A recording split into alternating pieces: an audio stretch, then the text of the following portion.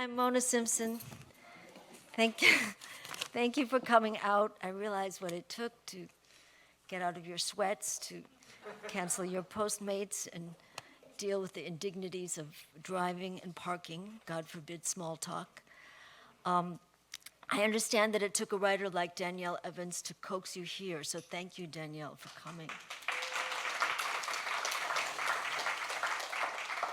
Because we know that as much as we've enjoyed our very private experiences of reading at home these past 2 years, the only thing that can rival reading a great book alone is having a conversation about that book with other people who've read it recently enough to remember the names of the characters and what's at stake. Thank you to the Hammer and to the UCLA English Department for making such conversations possible again. Danielle Evans is arguably the most successful writer of her generation, and deservedly so. She's certainly my favorite. Her first story collection, Before You Suffocate Your Own Fool Self, won the Pan-American Robert W. Bingham Prize, the Hurston Wright Award for Fiction, and the Paterson Prize, and it received so many enraptured reviews, it impelled a Washington Post critic to say, "I hope Danielle Evans is a very nice person, because that might be her only defense against other young writers' seething envy." At 26, this DC area author has already graduated from the Iowa Writers' Workshop, earned praise from Salman Rushdie and Richard Russo, and appeared in 2 volumes of Best American Short Stories. She's now appeared in 4. Her first collection of 8 quietly devastating stories validates the hype.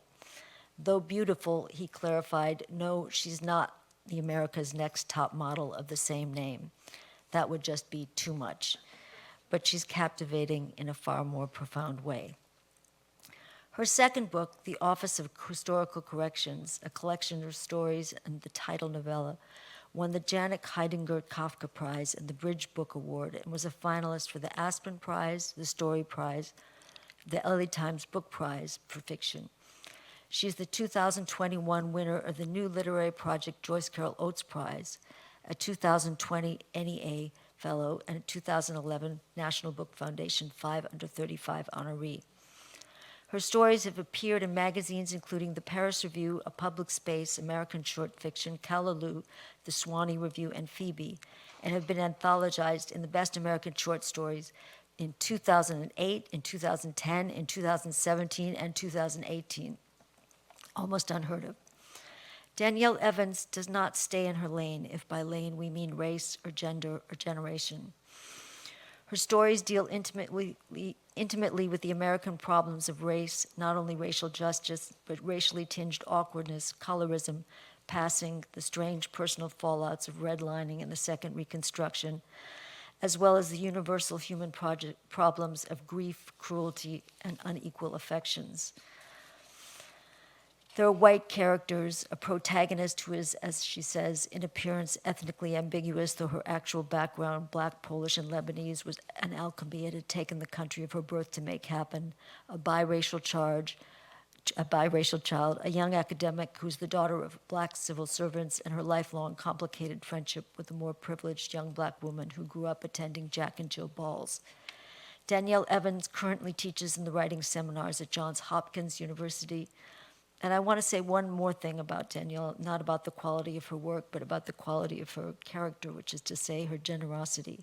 When Adam and Bradley and I did a book club here and on Ralph Ellison's great novel, The Invisible Man, last year, virtual, it was online, we asked Danielle, and she immediately said yes, and threw herself into the conversation with insight and vigor. Those of you who are regulars at the Hammer and may have joined us for that book club discussion already know Danielle Evans. Please welcome her back for the first of what we hope will be many visits. Danielle Evans, thank you.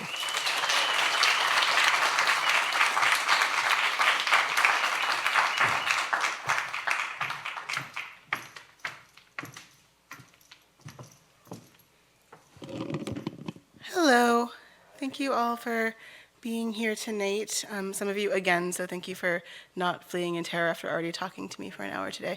And thank you so much, Mona, for that beautiful introduction. And I wish I could take credit for generosity in coming, but your work has been so meaningful to me that, like, if Mona Simpson summons you, you come. So thank you for summoning me both times. It's a pleasure to be here. So one of the things I've missed about reading in person is I always like to try out new things that I'm working on. I think it's nice, and it feels like you're in a slightly more intimate space to kind of see how something sounds out loud and to let you hear a little bit of something that you couldn't read elsewhere. So I'm going to read a little bit from what I'm working on right now, and then just a part of a story in the collection, and that should leave us enough time to talk a little bit and sign some books and take some questions afterwards. We came narrowly close to only having work in the book because I tried. This is so new that it's the thing that I'm still tinkering with. So I was like, well, I'll just like give it another read right before the reading and print it at the Hotel Business Center. And I swear to you, I failed like 5 robot tests to get the printer. Like it was just like, you are not a human. And I was like, I think that I am. But it took me a while to convince the printer. But we made it, so we have some new pages. This is from the second chapter of the novel that I'm working on right now, which is tentatively titled Look Back at It. I don't think you are going to miss that much from the first chapter because the first chapter introduces a different character. This is really the first time we're meeting the character being described here, so I think all you need to know is that the narrator is a kind of semi-omniscient voice that you don't quite know where it's coming from at this point in the reading. And that there's a celebrity named Nichelle who's been referenced in the first chapter. Chapter 2, Lita. I did warn you, baby girl, that eventually this was going to have to be a story about your mother. And here we are, though the ending is still a ways away. Right now, it's 1999, and she's dressing up for whatever happens after the end of the world. It's December 31st, and the television has been bleating about Y2K for months, and some people are in bunkers, and other people have bathtubs full of purple punch and Prince playing on repeat. Lita is 17, and not your or anybody's mama yet. Her own mother picked up an overnight shift working security, and so Lita has the kind of all-night freedom other teenagers are dreaming about, except Lita doesn't have a car, and the party she's been invited to by Kelvin with the dimples is out at somebody's cousin's big house in Upper Marlboro, so Lita is waiting for her girl Charisse, whose older sister is going to drive them. You, baby girl, were born into the next century's slow apocalypse, and your mother's mother was born into a world that had ended before and began again anyway more than once. But Lita was just the right age for the possibility of the world as she knew it ending to feel almost exhilarating. I don't have to tell you that your mama always had a thirst for theatrics. She didn't understand specifically what the threat was. She didn't even reliably have the internet at home then, so she couldn't fathom the whole world falling apart if it did. Didn't know if a coding bug could actually bring down planes and traffic lights and telephones and electricity, but she couldn't say for sure that it couldn't. Maybe the novelty of potential catastrophe back then was only that things felt as likely to go right as to go wrong, that every looming disaster felt like it could go either direction instead of pointing directly toward the next. 17, 1999. Anything could happen. Anything could happen except the party in Upper Marlboro, at least not for them, because when Charisse arrived, it was just after 10 p.m., and she was sisterless and on foot. Charisse's mother believed in her daughter's autonomy to a degree that made the block busybodies suspicious, but she also believed in signs and portents and omens, and at the very last minute, she'd forbid Charisse from going and her sister from taking her because she'd had a premonition someone at the party would die. Charisse's mother's premonitions were treated as law partly because he was going to tell her no, and partly because the first time she'd had an ominous feeling about a party in 1987, she told her baby brother he had to stay home because something terrible was going to happen, and then a boy his age was shot and killed, which had earned her premonitions the deference of everyone in her family except her older brother, Charisse's Uncle Carl, who said it was the 80s, middle of the crack wars, 50-50 chance someone was getting shot at any party in that neighborhood. He had no business being there, premonition or not. At the 1999 party the girls were supposed to go to, no one did in fact die, though at one point a milk crate full of Cisco that had been stockpiled years earlier when the news that it was about to be taken off the market broke and then forgotten about was dragged up from the basement, and by the end of the night the crate was empty, so it's a miracle everyone there did make it home alive. Charisse's mother was undeterred by the report that everyone survived. She said that when people acted on what you warned them about, the course of events changed, so who could say what would have happened to them without her intervention? With her intervention, what happened was they were bored. Lita called Kelvin's cell phone to see if he could come get them and got a robotic voice announcing to her that he was out of minutes. They could hear parties pulsing out of windows everywhere. Charisse had walked past at least 4 in the 2 blocks between her row of townhouses and the garden apartment where Lita lived. But the only party whose host they knew was being thrown by Monica, who had told Charisse if she ever saw her talk to her boyfriend again, they were going to fight. It would have been a waste of a fight. Charisse was committed to her virginity, and Monica's boyfriend was toad-faced and somehow always looked damp. But neither of them wanted to fight Monica, who ran track and had once bitten a girl who tripped her at a meet. They resigned themselves to spending the turn of the millennium indoors. Lita finished her party makeup anyway, because fuck it, even if you were inside with your best friend and your sometimes boy with the dimples hadn't put more minutes on his phone, and the apocalypse probably wasn't happening because it was already the year 2000 on the other side of the world and all the lights were still on, there was no reason you had to be ugly. Your mother, of course, wasn't ugly without makeup, but she had a talent almost as good as, though not quite as singular as yours, for transformation. She didn't set out to copy Nichelle's latest look, but it was everywhere. On billboards promoting her new album, on the cover of news magazines, on television, in an advertisement for her new perfume. And so when Lita finished her face with a glossy nude lip and crescent moons of frosted eyeshadow and a dusting of bronzer and her blonde microbraids pulled back, half up, half down, Charisse fell out laughing. "Bitch, Halloween was in October," she said. "Why are you dressed like we're going to a costume party?" "We're not going to any party thanks to your non-car having ass, so I might as well dress like whoever I want to." True. And so they spent the turn of the last year before their alleged adulthood playing a kind of dress-up, doing their best to emulate magazine looks with the help of Lita's closet, turning it into a photo shoot with Lita's mother's camera. They did the Nichelle album cover and the perfume ad and the infamous men's magazine spread where she, only a few months older than the two of them, had posed cat-like with her back arched, and then the controversial December cover where Nichelle faced a wall and looked over her shoulder with one hand perched on her hip, which had run with the words, "Look out, J-Lo, it's 1999's most famous behind," emblazoned across her ample rear, clad in substantially less ample frayed denim shorts. Lita had to sacrifice an old pair of jeans for that shot, but they'd been wearing out anyway, and it turned out to be worth it maybe, because when the film got developed at the drugstore later that week, that picture came out best of all. It obviously wasn't professional, but it could have actually been a picture of Nichelle. You could almost convince somebody that some amateur photographer had been in the room where the real Nichelle was and snuck a photo. That's how good she looked in that picture. Plus, Kelvin, whose phone was back on, and whoever he kissed on New Year's Eve apparently hadn't lasted the week, really loved it. So much that even though Lita had gotten doubles to give a set to Charisse, she figured Charisse didn't need copies of the photos that Charisse herself wasn't in, especially not a photo that was mostly of Lita's butt, and instead she gave the duplicate to Kelvin, who put it in his wallet to show her off to his friends. That was as close as the picture or anything else she'd given Kelvin ever got her to actually being his girl. What it did get her was first in trouble and then an opportunity. School was just back from winter break, and Kelvin was showing her photo around so much it got back to the guidance counselor after someone on the yearbook staff allegedly scanned it and printed copies. The counselor, Mrs. Gladson, summoned Lita to the office, which Lita pointed out seemed unfair, since it wasn't Lita who brought the picture to school, or showed the photo off in class, or made clash remarks about it, or, allegedly, used school equipment to copy it. She gestured emphatically toward the empty hallway, where the chain of boys who might have gotten in trouble for that might have been seated, but none of them were there. "Lita," said Mrs. Gladson, "I'm not concerned with them right now. I'm concerned about you. Remember what we talked about last time?" "Last time was bullshit," said Lita. Kelvin had been trying to put his hand up her skirt in class, and she'd been laughing but scooching away from him because she didn't want him doing it where everyone could see, and Mr. Cameron had sent her to the office with a folded note that she'd unsealed and read on the way. "It's not exactly that I ever catch her doing anything," the note said, "but I am concerned about her. Leticia is a volatile element. There is often disruption in her presence." Lita was very clear on what you could get in trouble for. Smoking on school property, wearing whatever the powers be that be had listed as gang paraphernalia, usually several months after it stopped being gang paraphernalia. Wearing anything risque, which wasn't defined in the codes, it was defined by the students, anything that made teachers jealous or turned them on. Using your cell phone during school hours, leaving school grounds during the day, having a gun on school property, having alcohol on school property, having a pocket knife on school property, having Advil on school property, having contact lens drops on school property. Such an extensive list of rules that it was clear the point was not to avoid breaking them, but to learn how to avoid being caught. But nowhere on the list did it say you couldn't be volatile. Nowhere did it say you couldn't take a picture in the body you were born with. How could you be in trouble for existing? "I'm worried that you're being a little careless with yourself," Mrs. Gladson said. "Is that the kind of girl you want to be? A careless one?" And well, maybe she did, because the careful girls, they didn't seem to be having the best of times. There were so many girls out there trying so hard, too hard. Some girls went for the morning after, which you really had to work to get. In high school, how often did you get a whole night to spend together, even if you wanted to stay? But some girls wanted it badly enough they'd hold on to anything that would sit still, and if sex was the price for being held, so be it.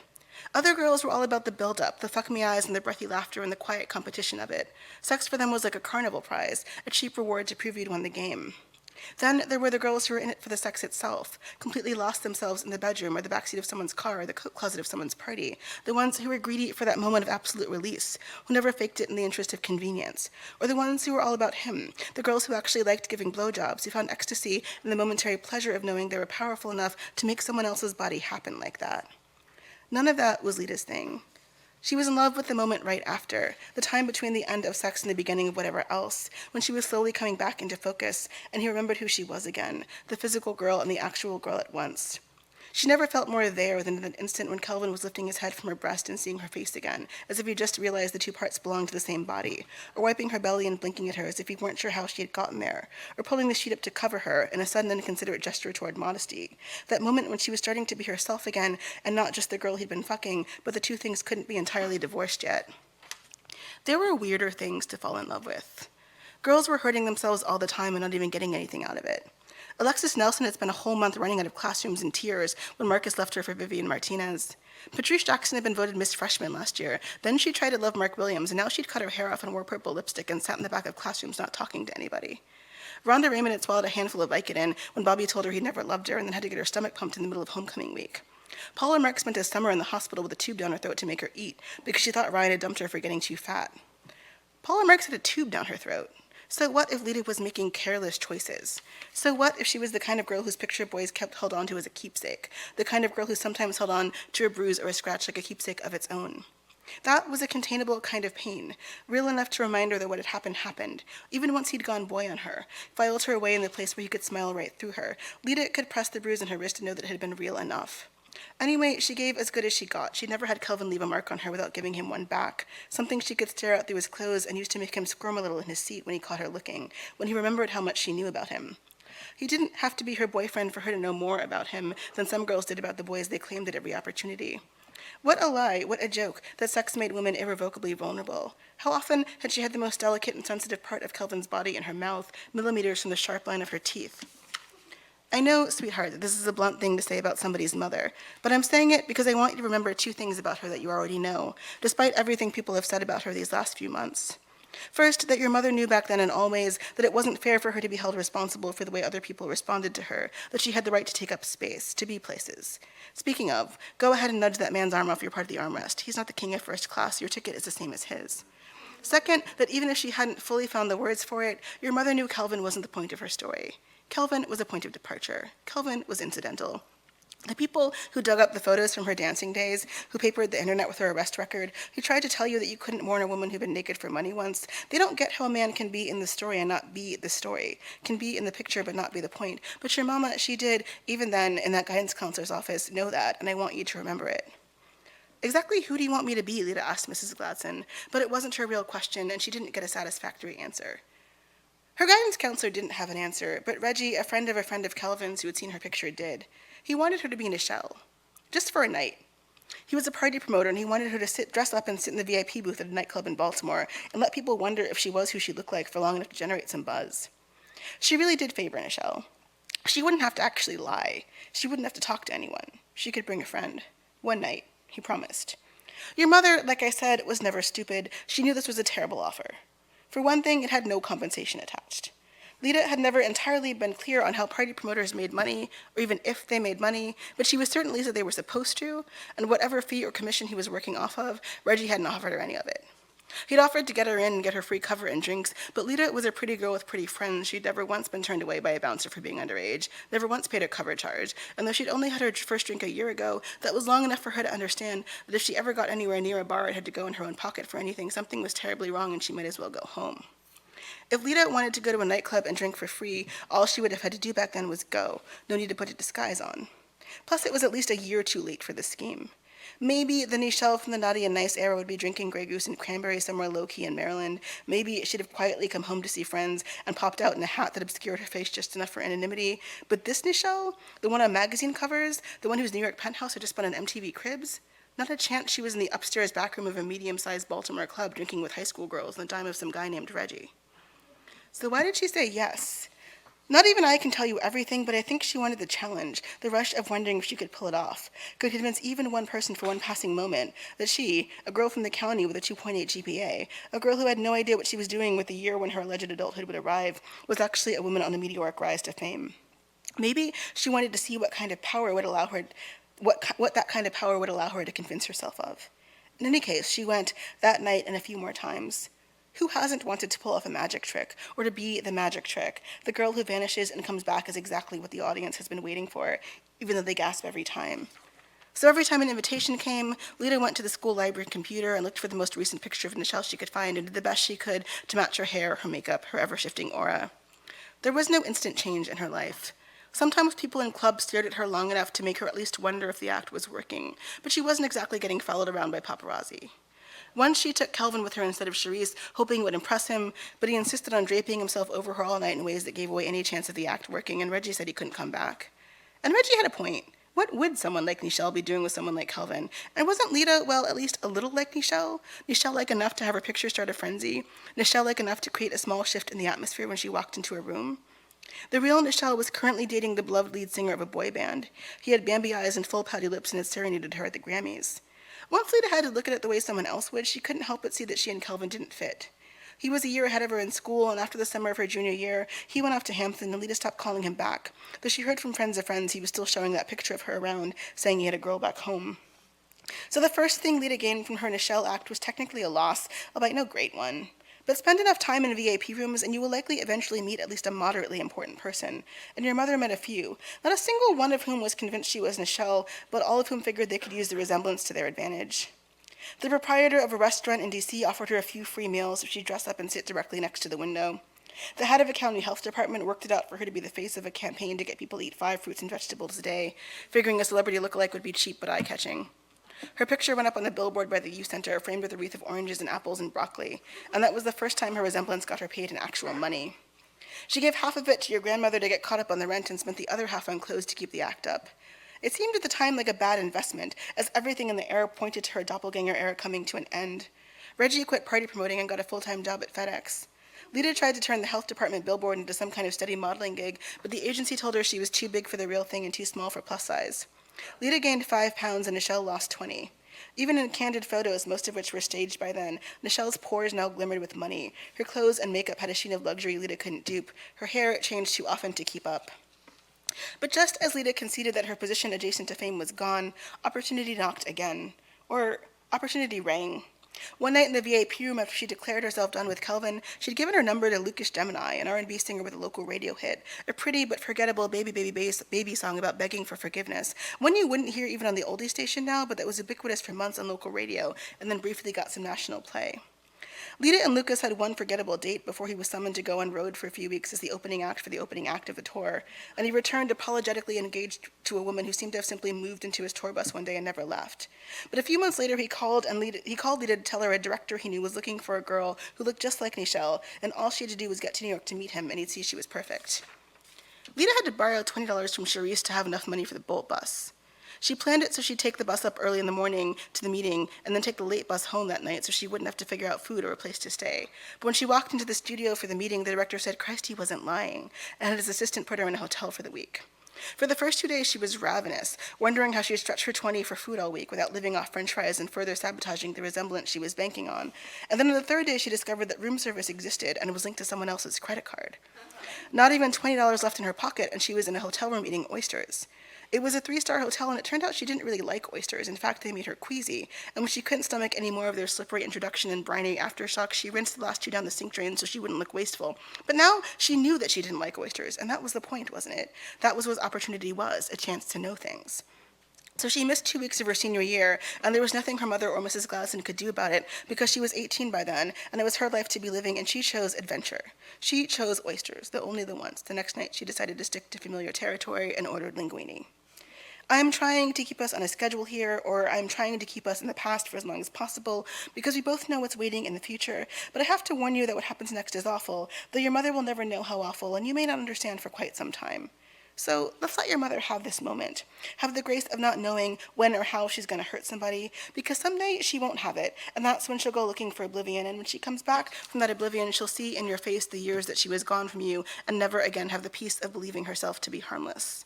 So we'll let her have the hotel room. Let her have the fucking linguine.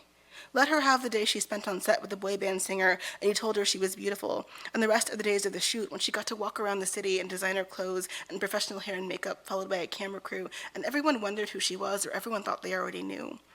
Let her have that shoot and the mystery surrounding her appearance back at high school after an unexplained absence. Let her be smug in the face of her guidance counselor's disappointment. Let her have the enormous buzz surrounding her appearance in the music video when it finally airs, and she looks enough like Nichelle to look like a star, but also enough like herself for people to see her and say, hey, it's that girl from the video. Let her have graduation week, when the yearbook advisor discovers that in all the excitement surrounding Lita's minor celebrity, the New Year's Eve photo of her has turned up again, and someone snuck it into the class of 2000 photo collage, and the juniors on the yearbook staff have to go through 600 copies of the printed yearbook and black out the lower half of the photo with a heavy magic marker to redact her behind if they want to keep their editorial privileges for the next year. The video itself, it must be said, was ugly business, uglier than we'll get to just now. A fizzy up-tempo pop diss track that insulted, alternately, Nichelle's character, mental health, vagina, and ears, which for years thereafter everyone would believe to be absurdly tiny, though I assure you that in real life they are perfectly normal-sized, which you will see for yourself soon enough. Despite decades of internet rumors, Nichelle's ears never once had to be photoshopped to match the size of her head. In the music video your mother starred in, an effect had been added such that a large black circle would periodically appear on screen and expand to swallow Lita as Nichelle up, so the screen would briefly fade to black before the boy singer reappeared, triumphantly rid of her. But Lita herself, well, she was ethereal, and that got her noticed, though the pinnacle of her fame was exactly that, the high point right before the drop-off. It was an odd position, even in the confusing techno-wilderness of early 2000s celebrity, to be fame adjacent for looking like somebody more famous. A few agents and managers reached out to her. There were a handful of trips to New York, a first-class flight to LA like the one you're on now, though she was less dazzled by the landscape than you've been so far. But no one quite knew what to do with her. Her face was too recognizable. Any subsequent music videos she appeared in would have been presumed to be part of an extended universe of Nichelle revenge videos. Lita was an okay dancer and a mediocre singer. Auto-tune had made careers out of worse, but the lane most obviously available to her was already occupied by someone who could both sing and dance just fine. Famous for being famous was still a luxury good back then, something you had to be born into, rather than tweeting or YouTubing or reality TVing yourself into earning. So nothing came of the trips but a few good dinners, one consultation with a hairdresser to the stars, the satisfaction of travel, and a single one-night stand, because by the time the second agent made a pass at her, Lita understood the game, that if she said yes, she'd keep getting flown out by strangers for jobs that vanished on the tarmac, and that eventually no one would bother pretending there was a job involved at all. So Cinderella came home. She got to keep the dress and shoes. Her sideways kind of fame evaporated when the music video went out of rotation. Nichelle changed her hairstyle and got engaged to an NBA player a decade older than she was, leaving the boy band drama behind as a token of her messy youth. You grew up in a world where Nichelle belonged so clearly to black women that it might be strange for you to consider the way in which Nichelle's engagement pictures felt like the answer to a very particular question, a kind of hovering anxiety that had followed her around during the phase when she was a blonde-haired black girl holding hands with a white boy with frosted tips. The Nichelle of Naughty and Nice, well, everyone had known who she'd belonged to. The Nichelle in possession of 1999's most famous Behind, well, it seemed obvious no one would have put her on the cover like that back then if she wasn't a black girl, though whether that was progress or more of the same depended on whom you asked. But the Nichelle of the moment right after her solo debute's success, she was a question mark. People worried she might cross over into the hazy space of ethnically ambiguous pop star and never look back. So when Nichelle showed up courtside at the Knicks game in her jersey dress and high-heeled sneakers, and then turned up at the club that night with Mike Davis's championship ring on a chain around her neck, and appeared in that exact getup on the cover of Vibe to announce their wedding, there was a collective exhalation. She'd come home and she was ours. Lita's return to her people was somewhat less triumphant. Charisse had gone to Morgan State for a year, but by the time Lita was done chasing the ghost of fame, she had transferred to Spelman. Lita went down to visit her for homecoming once, but felt like a hanger-on, surrounded by Charisse's new friends, conscious of how much of her language with Charisse had been tethered to inside jokes that now felt like a language they were both losing and couldn't speak around company. Girls in Atlanta told her she was pretty enough to make a go of dancing, even down there where the bar was high, and she auditioned for a few clubs, but she wasn't athletic enough for the highest-end establishments and found the idea of learning the trade at one of the seedier locales depressing. Anyway, Lita was tired of not knowing quite the question her life was asking, so she didn't do it yet. She was only in Atlanta for Charisse, who no longer felt like a sister, or maybe felt exactly like a sister, someone she would always love, but it was possible not to know anymore. Lita kept living in her mother's apartment and got a job as a cashier at Safeway in PG, and another year passed, hazy and monotonous, someone recognizing her once a month or so, but less and less. She was working double shifts, she was wearing less makeup, her hair was pulled back in a tight ponytail for so many days in a row that her edges were starting to thin. She felt a decade older than she had when she and Charisse took those pictures. She toyed with calling the agents back to see if now she looked unlike Nichelle enough to make a go of it on her own, but she didn't, perhaps because she knew the answer. If this feels like her story has barely started and is already ending, don't worry. You know better. You are the better. Things get worse eventually, but before that, there's you. The story begins again, and the world starts over for Lita when you turn up. Okay, I'm going to stop there, and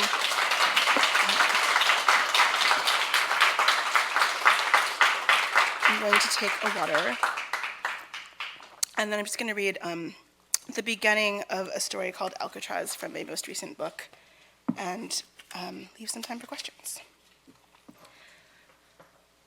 Everyone had told me that Alcatraz was nothing but a tourist trap, but I was desperate that summer for anything that would give my mother a sense of closure, and it seemed fortuitous that the prison that had opened all the wounds in the first place was right in the middle of the water I could see from the window of my new apartment. I hadn't come to the Bay on purpose. A string of coincidences and a life I hadn't known I'd wanted until I got there brought me to Oakland. Still, almost since the day I had arrived, it seemed like the only thing keeping me from the island was deliberate avoidance. I felt like I'd gotten it backward. Everyone else I'd met who'd come to California from the East Coast was running away from something, and I'd gone and gotten so close to the sting of the past that it sometimes seemed like I could touch it. I had come west to work in an experimental after-school theater and dance therapy program for children who had been abused. A friend had gone to college who had spent months recruiting me, sending me literature about the program, smiling children's faces, photographs of the Bay and the Pacific. I was sold on the adventure, on the postcard perfect water's specific shade of blue. But by the time I said yes, she decided to move to Texas to begin a PhD program. I went anyway. I was 24 and convinced that the life in which I made some critically important difference to everyone around me could start on my command, that the world was only waiting to know what I asked of it. I was anxious and exhausted all the time then, but I remember those days now as being filled with optimism, a sense of possibility. The organization's budget was so strained that our supervisors worked for free some months when we were between grants. I made ends meet tutoring and doing SAT prep for kids in Berkeley and Marin County. 2 of our college student volunteers quit after working at the center for less than a week. One of them had her cell phone stolen, and the other was cursed out by 4 different kids in 3 different languages.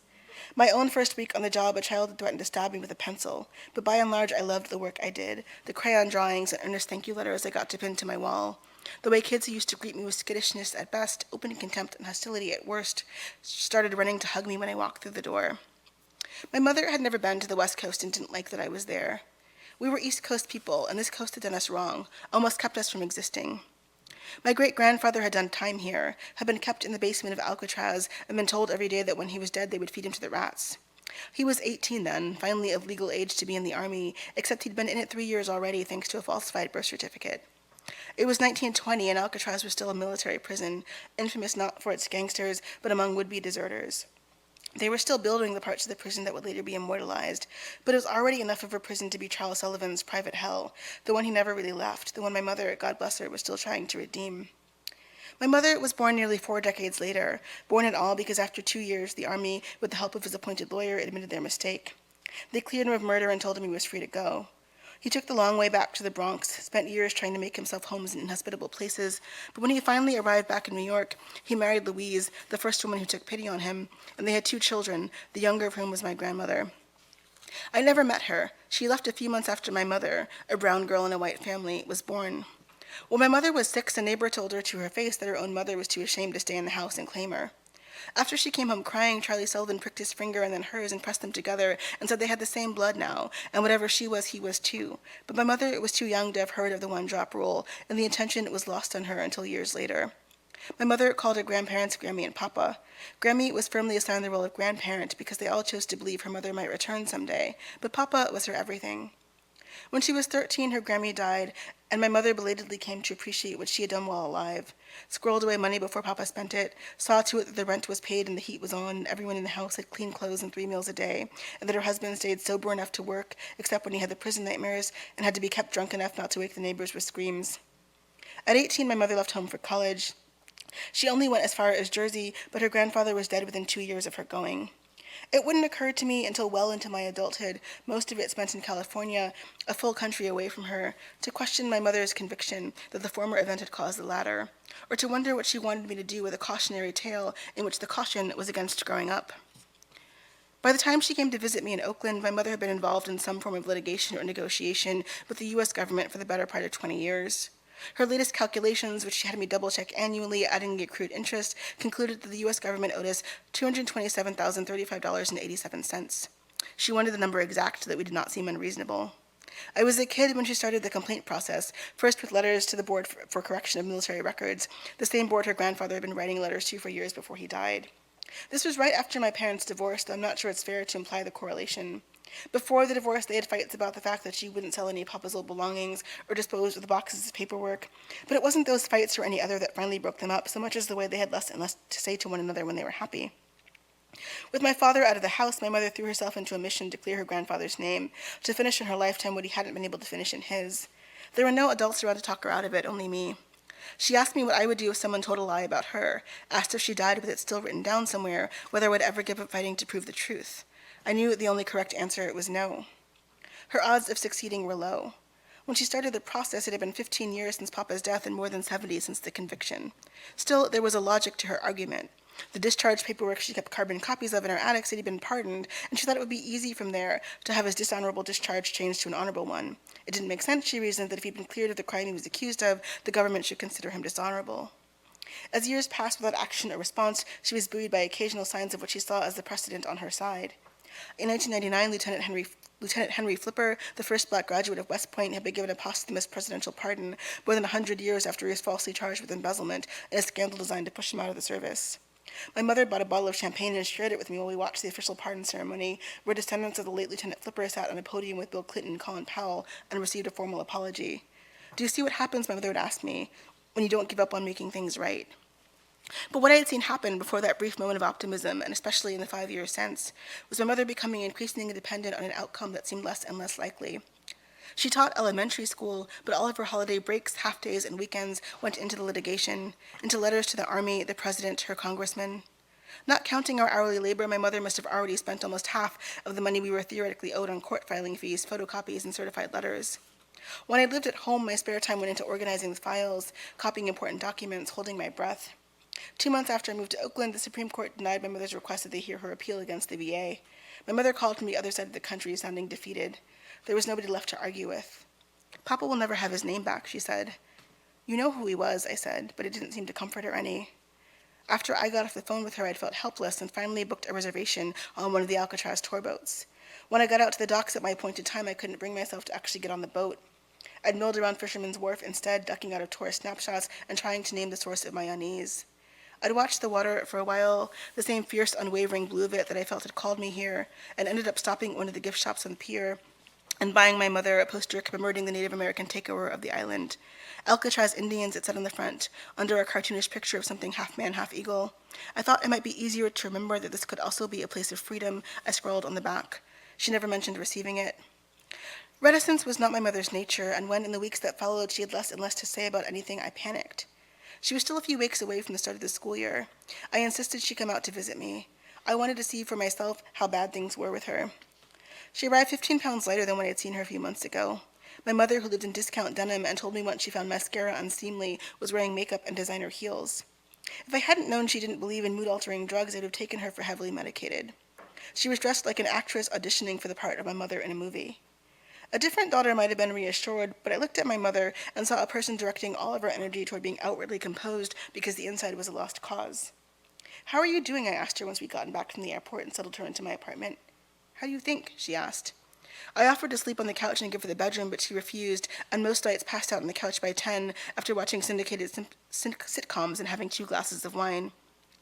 When I'd imagined her having more time for normalcy when the case was over, I hadn't imagined this. Nothing I suggested excited or distracted her. When pressed, she made increasingly bizarre plans for the future. She was moving in with me, never mind that she had a house full of things on the other side of the country. She was moving to France, never mind that she didn't speak French. She was joining the Peace Corps, never mind that she was in her late 40s and never so much as been camping voluntarily because she didn't understand why anyone would separate themselves from reliable indoor plumbing. It was probably my mother's focus on unlikely and unreasonable features that gave me the idea I could still fix something for her.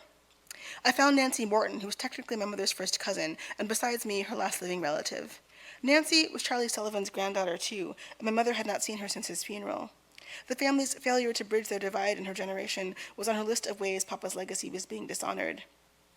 I'd already made arrangements with Nancy and booked the boat tickets by the time I explained the plan to my mother. She was wary. She had tried to reach out to her cousins when the litigation first began, and her letter had come back marked return to sender from the address she had for Nancy's older brother. "They're still your family," I insisted.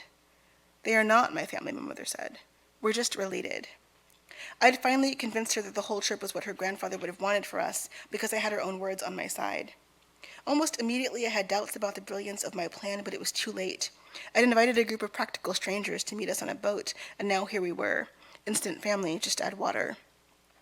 It was uncharacteristically hot for the Bay Area in August. The air felt thick and stifling like the East Coast summers I had left behind. Nancy Morton kept pulling an economy-sized bottle of sunscreen out of her giant straw handbag and slathering gobs of it on her already reddening skin. Her husband, Ken, kept staring at his sneakers. He'd barely spoken since we'd all done handshakes and introductions at the pier. Actually, he'd spoken exactly 6 words since then, those words being, "Kelly, put your damn clothes on," when the younger daughter had taken off her damp t-shirt and began walking around in her bikini top. Their older daughter, Sarah, was 23. We shared a birthday, though a year apart, and she looked as embarrassed by her family as I was. This was only the 3rd time that my mother and Nancy had seen each other. When they were small children, Nancy and her brother had been brought to her grandparents' house for monthly visits, on the condition that my mother was out of the house. By 6, my mother understood that she was black and her family was not, and this was why the rule existed. But her understanding was impersonal and matter-of-fact. It was a rule, like gravity, one from a higher authority. From the window of the neighbor's apartment where she'd been sent, my mother could see Nancy on the front steps of their grandparents' building. She was a small girl with a long blonde braid hanging down her back. It brushed against the dingy ground as Nancy did her best to flatten a series of bottle caps with a rock. My mother was generally obedient, but her curiosity and her nagging sense that other children weren't sent away when their families came by got the best of her. While the neighbor who was supposed to be keeping an eye on her watched her stories in the bedroom, my mother went downstairs and peeked through the glass of the front door to get a better look at Nancy, who finally looked up and pressed her face against the other side of glass to look back. My mother opened the door. "Why were you watching me?" Nancy asked. "We're cousins," said my mother, "and your hair looks pretend." "It's not," said Nancy, "and I don't have cousins." "Do too. I live here with our Grammy and Papa." The names meant nothing to Nancy, who called them Grandma and Grandpa Sullivan, but my mother offered as evidence the locket around her neck, the one with her grandparents' pictures sealed in it. It was convincing enough for Nancy, who shrieked and hugged her. Nancy offered her a flattened bottle cap, and when my mother said it looked like a coin, they got the idea to play store, make-believe buying and selling flowers and dirt from the backyard and the clothing and jewelry they were wearing. They were absorbed enough not to notice that Nancy's parents had emerged from the apartment and were on their way out until after Nancy's mother opened the front door and saw them playing together. She screamed her daughter's name and grabbed Nancy by her pigtail, pulling her by her hair down the block to their car, Nancy's neck straining unnaturally backward the whole way. My mother, afraid Nancy's mother would come back for it, clutched the bottle cap in her hand so tightly that it sliced her skin. Nancy cried hysterically as her mother shoved her into the back seat and slammed the door, without a word to or from her husband, who took his son's hand, followed his wife and screaming daughter to the car, and started the engine without so much as saying goodbye. My mother watched them drive away like that, her own palm still bleeding. Nancy's tear-streaked face was pressed against the rear window. It was the last time her uncle brought his family over, the last time my mother saw him aside from his parents' funerals. For years, she told and retold Papa the story of the game as if she could find the detail that had made it go wrong, until she was old enough to understand that she was the detail, the wrong thing. "Someday," Papa told her, "all this foolishness will be done, and all my grandchildren and their children will celebrate together. But whatever it would take to make someday happen, it did not seem to be happening in her house." "You have no idea how much you take for granted," my mother told me the first time I brought a white friend home to play. But she was wrong about that. You take nothing for granted when the price of it is etched across the face of the person you love the most, when you are born into a series of loans and know you will never be up to the cost of the debt. Thank you. Stop there.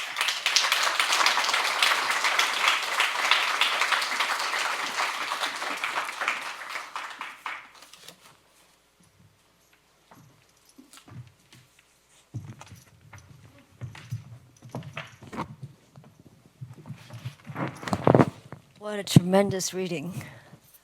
The novel sounds so good. It's just layered with plot and mystery the way that your stories are.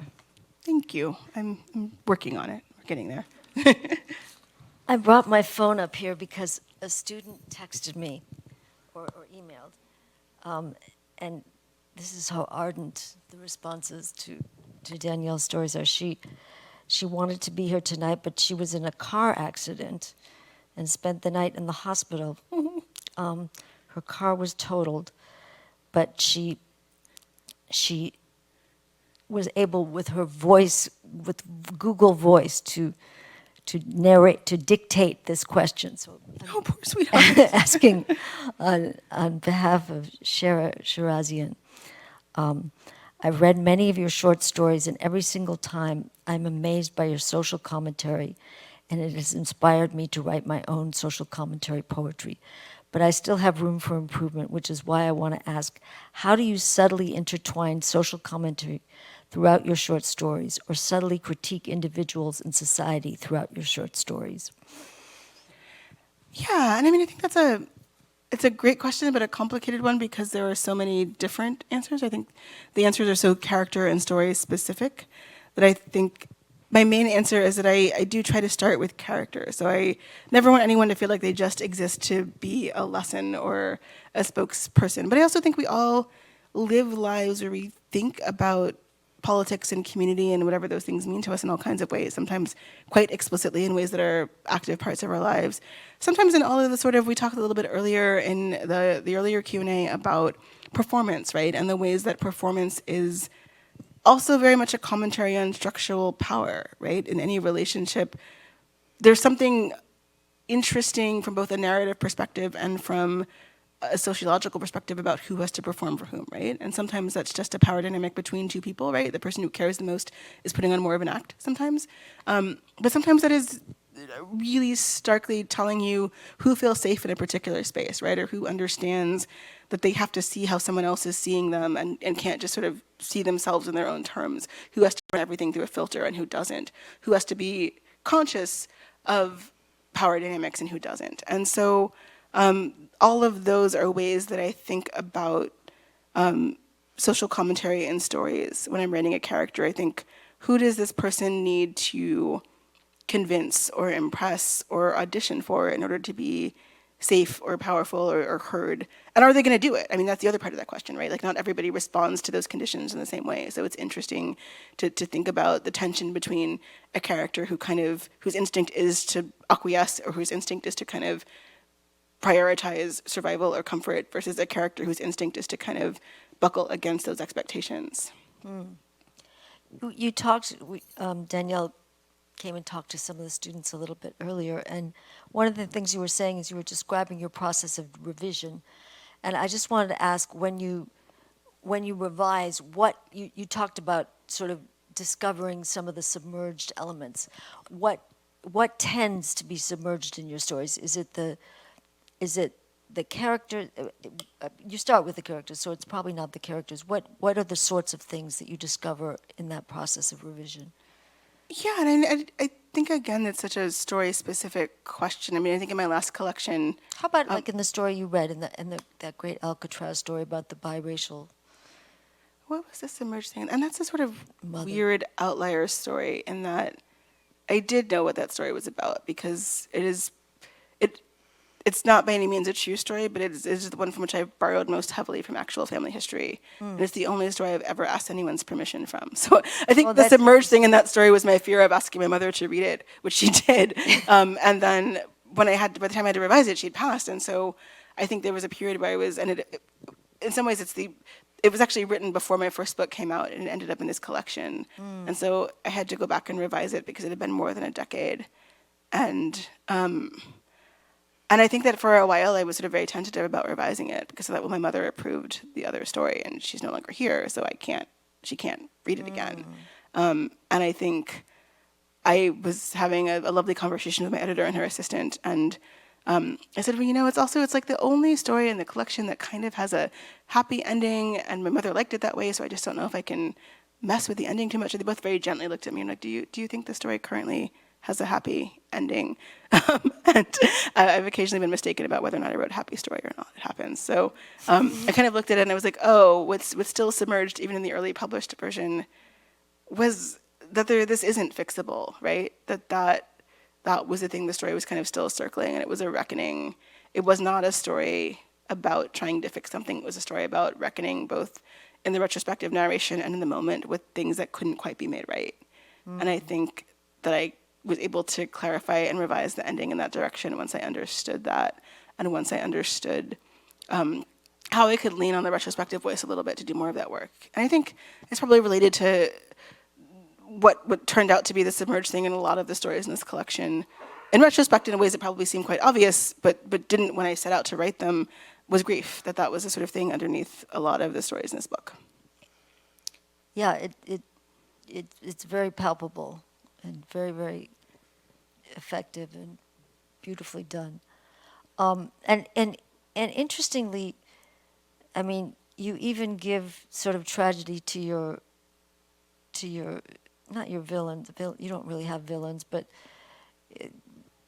you're sort of even-handed with your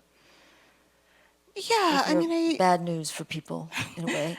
I think I don't. I mean, even when I'm writing a character that I want to exist in a critical space, it's not interesting, both from a narrative perspective and also from a political perspective, for anyone to be completely flat, because then it's just easy to dismiss the character. And like, what you want is for people to wrestle with the parts of a bad person that they recognize, right? Mm-hmm. Like, that's, if there's any, and then, I go back and forth in terms of what our jobs are as writers, but if there's any kind of meaningfully reckoning that's going to happen because of reading fiction, it's not going to be because we all read the story and said, oh yeah, that's the villain. I don't know anyone like that. Right. It's going to be because we recognize the impulse to forgive people, right? That we recognize the impulse to make excuses. And that was something I wanted to wrestle with. I think the other kind of, we were talking about things that link a collection and recurring questions. And one of the other recurring questions in this book, and one I don't have an answer to or the same answer to all the time, is about what's forgivable, right? Or what it means to forgive. And I think that I'm kind of setting two true things beside each other, one of which is that we're all better than the worst thing we've ever done, right? And we all deserve the grace of chances to be better than whatever that moment was. But it's also true that forgiveness and empathy are not divorced from frameworks of structural power, right? Like, who we forgive, who we give second chances to, who we make an effort to understand is very much tied to who has power and privilege. And sometimes the cost of forgiving people over and over again is paid by the people they have power over, right? And so I don't know. I don't know the answer to, like, what is the exact right amount of empathy and forgiveness. Right. But it's the question I'm asking over and over again in this book. And I think to ask it, you have to have people who are, even when they're clearly in the wrong, there's at least some impulse to explain it away or to want to pay attention to them. You mentioned just as we were coming in here that first of all, the novella is just riveting, and every time I come back to it, it seems to expand more. But you mentioned that it might be actually developed into a series, and I wondered, in a corollary question, I felt that novella almost really kind of was a novel. Was there any impulse to publish it in a standalone form? No, I mean, it started as a novel, and it became a novella, in part because I think that I realized that it was very much in conversation with the short work that I'd been doing. Yeah. And so it felt like it belonged in that book, that it was kind of the missing piece of that book that I thought I threw out the novel that I'd been working on for years. And I told my editor, I was like, I almost have a story collection, and I have an idea for another novel, and I will get you whatever one I finish first. And I think I thought, well, I need like 1 or 2 more short stories, or I need to see if I can get this other novel draft done faster, because I thought I had a clear outline for it. And I started writing what I thought was the first chapter of the novel I'd outlined, and I quickly realized 2 things. One, that it was basically the same novel I've been working on, but with a central problem solved. Like, I had sort of given myself the freedom of throwing it out and getting away from the work, and then just realized that I'd actually just set about doing the work in a different way. And so I could draw on some of what I had written about that character I had spent so much time with in fleshing out the novella. But also I had this whole map of it, and it was like, so many of these chapters are just detours. Like, the only reason they're here is because it's supposed to be a novel, but why is it supposed to be? It just needs to be however long it needs to be. And I think once I realized that, I thought, okay, well, I can just give it the space it needs, because the third thing I realized was that it was so much in conversation with the stories that I was like, well, just however long it is, it has a space. So I don't need to worry about either convincing the publisher that it's long enough to be a novel or convincing a magazine that it's short enough to be published as a story. It belongs here, so I'm just going to write it at the length that it feels right. And I did, and I think it made sense to me as the missing piece of the collection, and happily it also made sense to everyone who had to sign off on that. So no one suggested separating it out, which I'm glad for. It's very dense and impactful. It's interesting. You tend to you have a couple of stories which have these sort of these friendships which are kind of foils for not foils, but they're parallel lives in a way. I love the way you do that.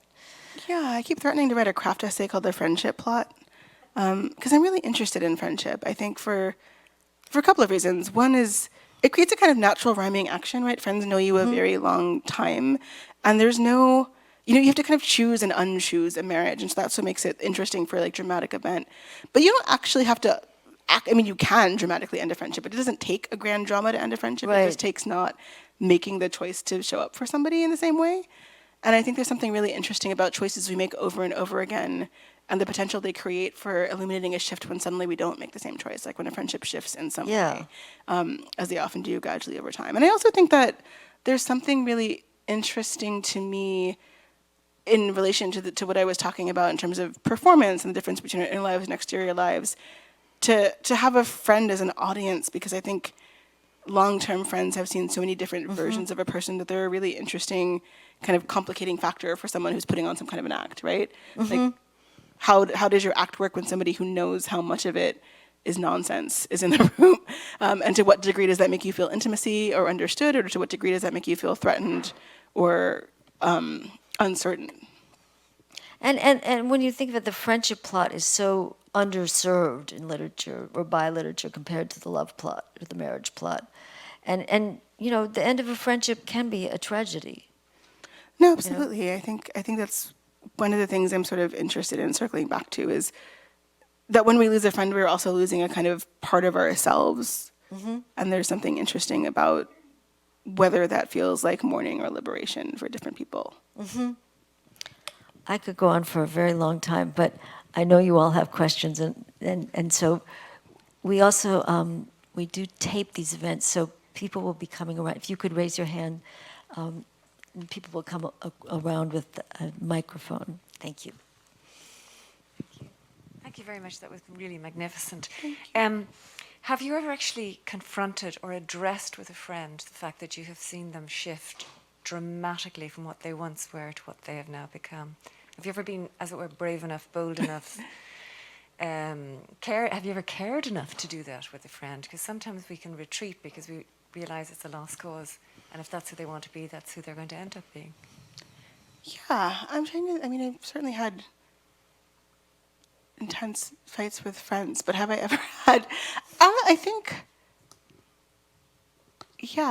in my nonfiction life, probably primarily about other relationships. I think that like the only time I've been, because I think I'm generally, and I don't know if this is a good thing or a bad thing, but I think I'm okay with growing apart from people. And I think that most of the time, if I feel like my life has moved in a different direction from somebody, I'm not going to fight them about it. So I think the confrontations I've had with friends have mostly been when I'm sort of concerned for them because the performance feels like it's for somebody else, that they're in an unhealthy situation of some kind. And there's a cause to attempt an intervention before giving up.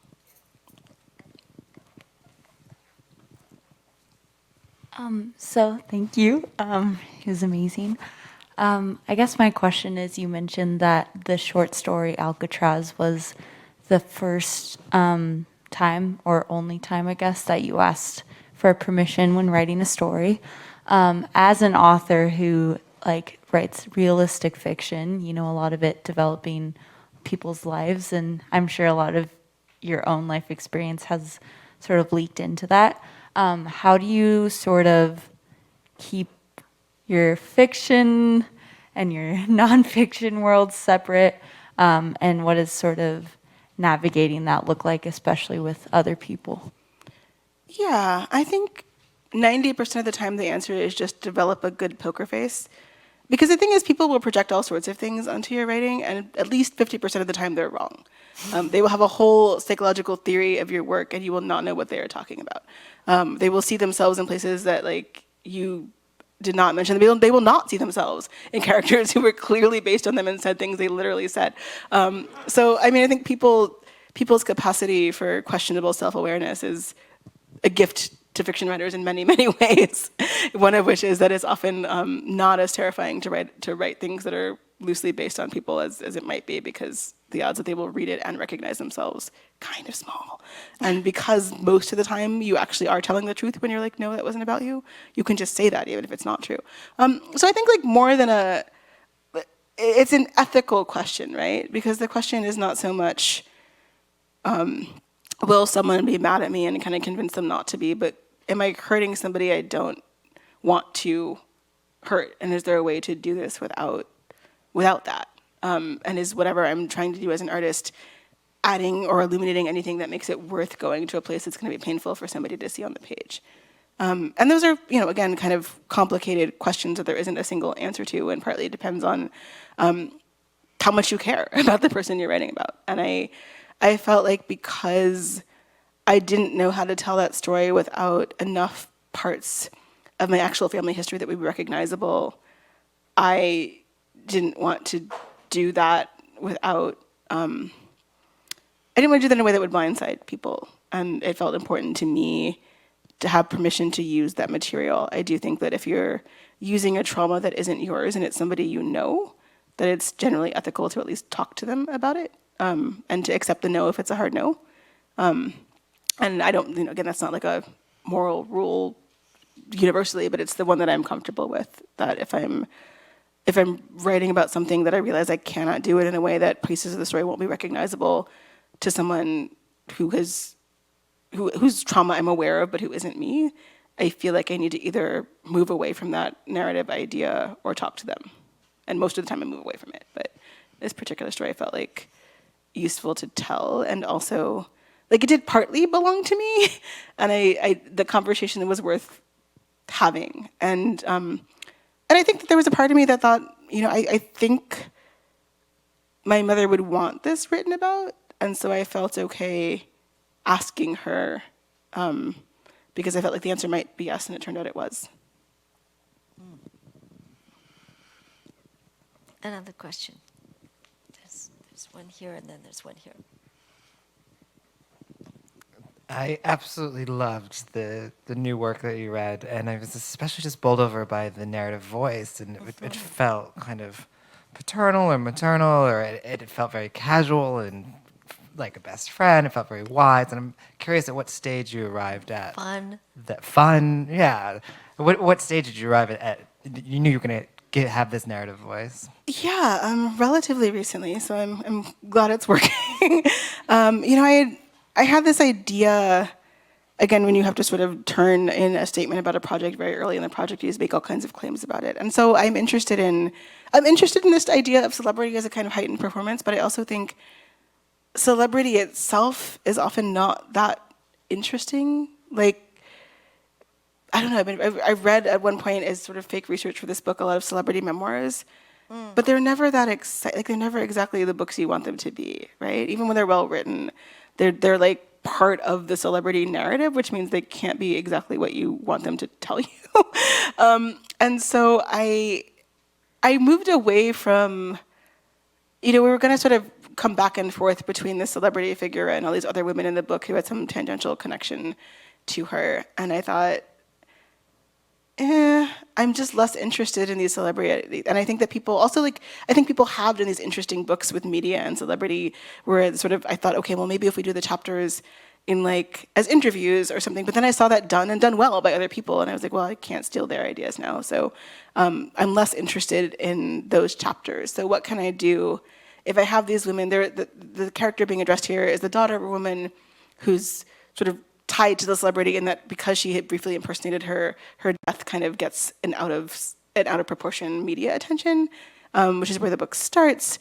But there are all these other women who have some passing connection either to the daughter or the celebrity who are in the book. And so I thought, well, what if I just focus on them? And then I started to sort of outline it, focused on them, and then I thought, oh no, I've turned my novel into a short story collection again. It's a linked short story collection, but I don't know if that makes it better or worse. I thought, but there has to be, like, these stories feel related to me. Like, it doesn't feel like they have to operate separately, but how will they all feel like they're one story? And then I just thought, well, you need an omniscient narrator, right? I need someone who knows all of these women intimately, and I need a voice that can sort of tether it. And I think this voice can carry, so far, I think it's working. We'll see.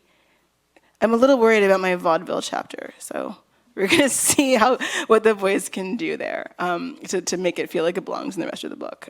If that may have to live on its own as a short story somewhere, but I don't know, I'm having a lot of fun with it. I think it's one of the sort of, I don't know, I think that because I'm so inclined to make things short stories, that if something is a novel, it has to feel like it needs to be. And I thought this sort of sweeping omniscient voice answered that question for me of like, this voice needs room to play, and I couldn't compress it to like one focus or one story.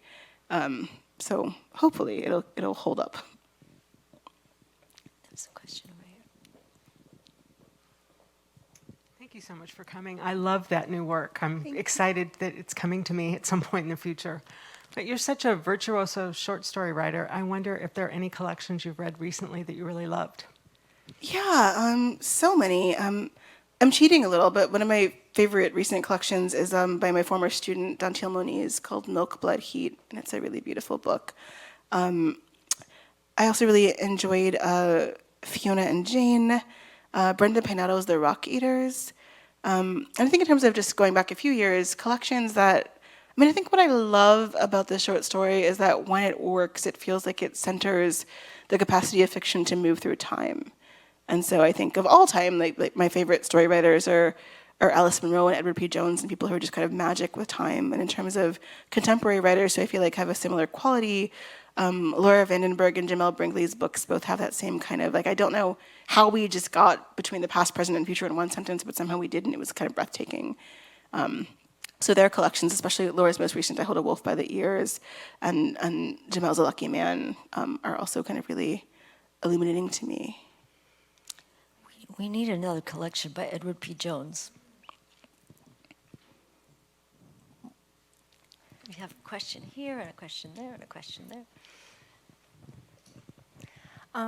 Thank you so much for both excerpts. They were like so good, and I really enjoyed them. And I kind of wanted to ask if you might have had anything, like as you're writing in general, or perhaps specific for these stories, especially for the short story Alcatraz, if you usually write with something that you want to achieve within its readers, like something you want to affect or like create within the readers. If you could like talk a little bit about that.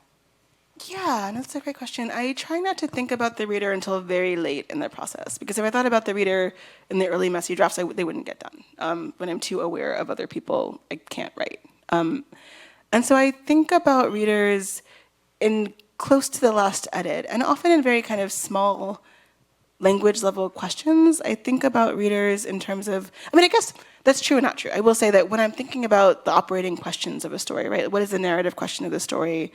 What is its thematic question? I am thinking, I guess, in the abstract of readers, and that like I don't want to waste the reader's time. If I promise the reader something narratively, I've either got to give them a resolution or something that's more satisfying than that.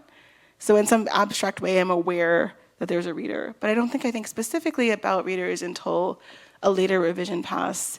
And it often comes down to I want to revise in the way that lets the most people into a story, and that sometimes means explaining a little more, but it sometimes means explaining a little less, right? It sometimes means not excluding the people who are going to feel condescended to, or who are going to feel like if I explain something that's obvious to them, then I didn't intend the story to be for them, right? I think that's one of the dangers of trying to write into an audience that may not share your own background, right? That sometimes there's pressure to explain things that you're like, no, but like the people in this story know what this word means and they wouldn't explain it here. And the second I explain it, everyone who recognized it in the first place is gonna think that I didn't mean for them to read this. And so sometimes it's making a call as to, just on the sentence level, do I explain more or less here? And that's the point at which I start thinking about readers and audience and like where something could be misunderstood, but where I have to leave it open enough that it could be misunderstood in order to avoid making it either uninteresting or condescending. Interesting. microphone, please? Thank you. First of all, thank you so much for coming here and reading to us. I know you touched on, I guess, a lot of like topics that aren't easy to talk about. So I was wondering, for you as an author, how do you balance challenging yourself to go those places and also like practicing self-care and knowing when to take care of your own emotional involvement in the stories? Yeah, no, that's a really beautiful question. Thank you for that. I mean, I think part of it is just 90% of writing is being outsmarted by your own subconscious, so you don't know what you're writing about till it's too late. When I was talking about the submerged parts of the story, it's often by the time that turns up in the story, the draft is almost done. So I've already hurt myself. I might as well keep going and make it worth it. That is often the space, is a sort of revelation of the thing you were actually writing about is not always a revelation that you want, but it's by the time it gets there, you've usually done a lot of the work already. And I do think that part of why I like the story form is that I can come in and out of it, is that I can put something away and say, I just can't look at this right now. Like, this is going to take a couple of years for me to get close enough to what it needs to be now that I can see what it's about.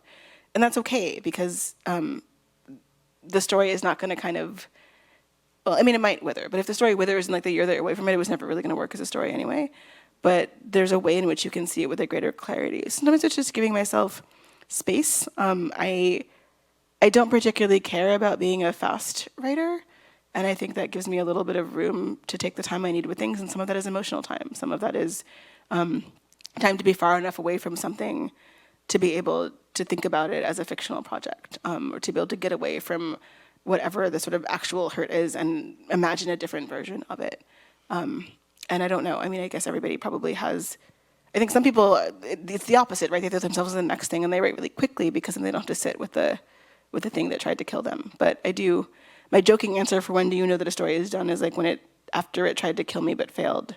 And I mean that kind of, it's not really a joke, right? I mean when a story is sort of excavated itself for me, that is often a really emotional moment in the work. And I think I just give myself the grace of working slowly. Also today, I got a facial, so I hope that I look very glowy, like right down the street. So go see Nadia if you need like a day to feel like you a self-care day.